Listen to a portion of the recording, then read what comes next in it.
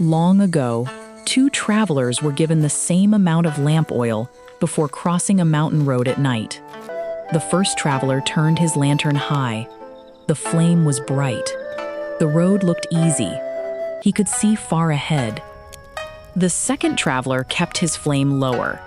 Not dark, not weak, just steady. For the first few hours, the first traveler seemed smarter. His lantern was brighter. His path looked safer.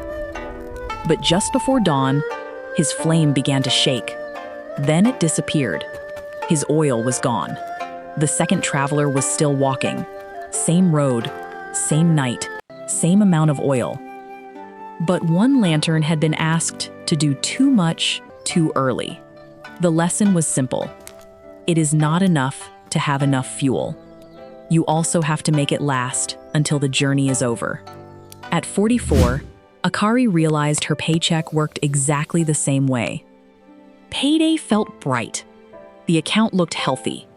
The first week felt easy. Then came groceries, transport, a household payment, a dinner out, a few small purchases that did not feel dangerous. By the third week, Akari became careful. By the final week, she became anxious. The problem was not always that the household earned too little. Often, too much of the month had simply been spent too early. So Akari stopped asking, "How much money do we have today?" She began asking, "Will this money still be here when the month is not finished?" That question changed almost everything. Akari worked in the administration office of a small logistics company in Yokohama. Her husband, Kenji, also earned a steady income. They were not extravagant, but their money had a rhythm problem. The first half of the month felt comfortable. The second half felt restrictive. And the last few days often felt like a small emergency. Akari did not want an extreme budget. She wanted the same income to feel steady from payday, all the way to the next one. These 7 Japanese-inspired habits helped her do it. Rule 1. Pay the last week first. Most people protect the beginning of the month.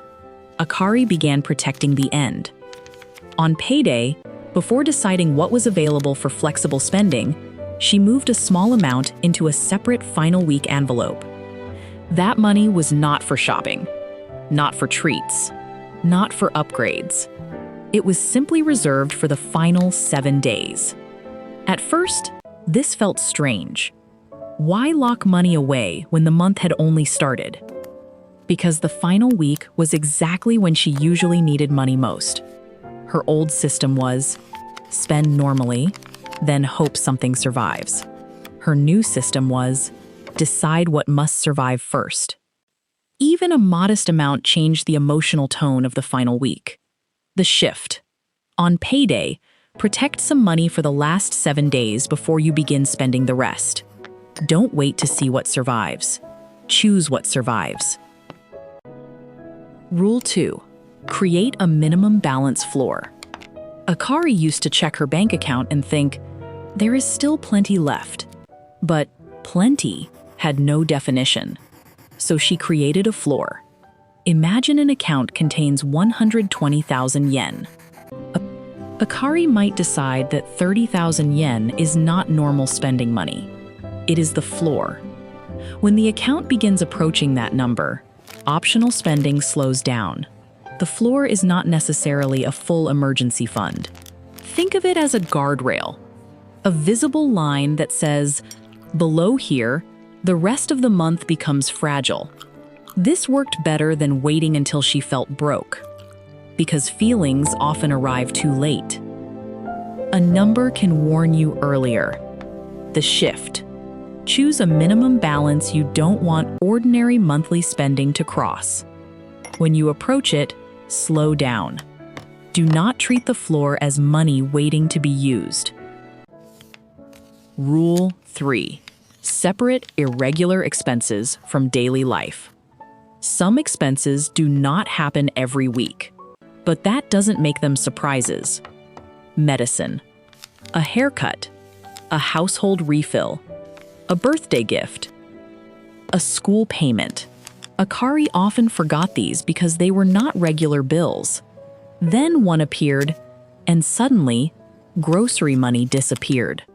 The expense felt unexpected, but many times it wasn't.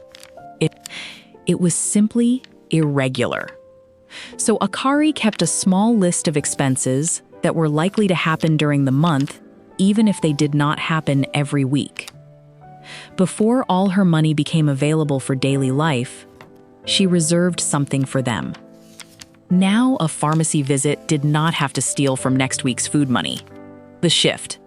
Before the month begins, ask, what probably won't happen every week, but may still happen this month? Give those costs a place before they arrive. Rule 4. Have a cheap default for tired days. Akari noticed that some of her most expensive decisions happened when she was tired, not when she wanted luxury, when she had no energy, a long workday, nothing planned, no idea what to cook. That was when delivery felt completely reasonable. So she created 3 default meals the family already liked: rice and eggs, noodles with vegetables, soup, tofu and rice. Nothing impressive, but fast, cheap, familiar. The goal was not to stop eating out. It was to stop exhaustion automatically becoming an expensive purchase. This is important because willpower is weakest exactly when convenience becomes most expensive. The shift. Choose 2 or 3 meals that are easier than deciding what to order. Keep the basic ingredients at home. When the day goes badly, your budget already has a backup plan. Rule 5. Put wants in a 3-day queue. Akari did not ban herself from wanting things. She slowed the decision down. If she saw a kitchen item, clothing piece, or online deal she wanted, she wrote it down. Then waited 3 days. After 3 days, she was still allowed to buy it. But something interesting happened. Many purchases lost their urgency. The sale stopped feeling important. The items stopped feeling necessary. The excitement cooled. Some purchases survived the wait. Those were usually the ones she actually valued. The habit did not remove pleasure. It removed speed. And speed causes a surprising amount of unnecessary spending. The shift. For non-essential purchases, create a 3-day queue. Do not immediately say no. Simply refuse to say yes today. Rule 6. Do a 10-minute Sunday money reset. The month used to surprise Akari because she only looked closely at money when she became nervous. By then, the damage had often already happened. So every Sunday evening, she spent about 10 minutes checking 3 things. How much flexible money is left? What irregular expense is coming next? What can we avoid buying because we already have it? That was enough. No complicated spreadsheet. No hour-long budgeting meeting.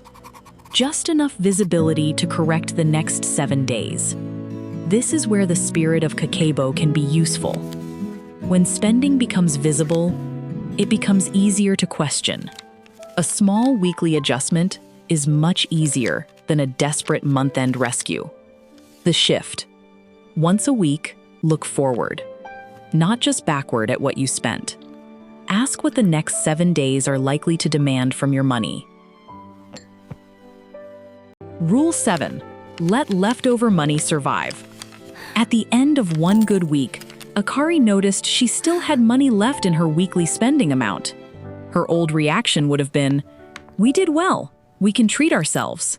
That sounds harmless. But there is a hidden problem.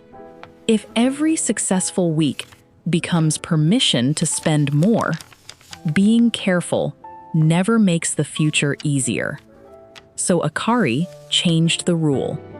Unused money rolled forward. Some strengthened the final week.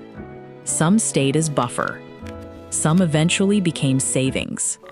A good week now made the next week easier. It did not create a new reason to shop. This was a surprisingly powerful mental shift. Money that survives does not need to be punished by being spent. The shift. When you underspend, don't immediately search for a reward.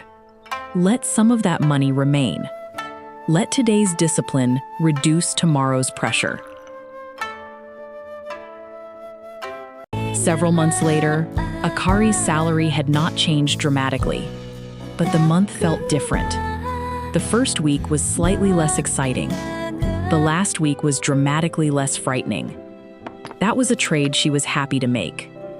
She had money protected for the final week, a minimum balance floor, irregular expenses given a place, cheap meals ready for exhausting days, a 3-day queue for wants, a Sunday money reset, and leftover money that was allowed to survive. None of these habits made her rich overnight. They did something more useful first. They made the month predictable. Remember the 2 lanterns. The first traveler did not fail because he had no oil. He failed because too much of it was used before the journey was over. Your paycheck can work the same way. The goal is not to make payday feel rich. The goal is to make day 28 feel calm.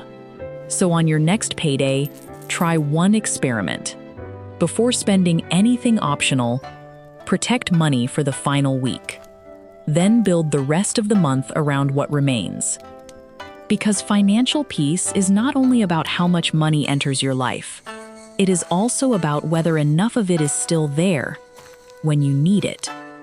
Keep the flame steady. Make the money last. All month.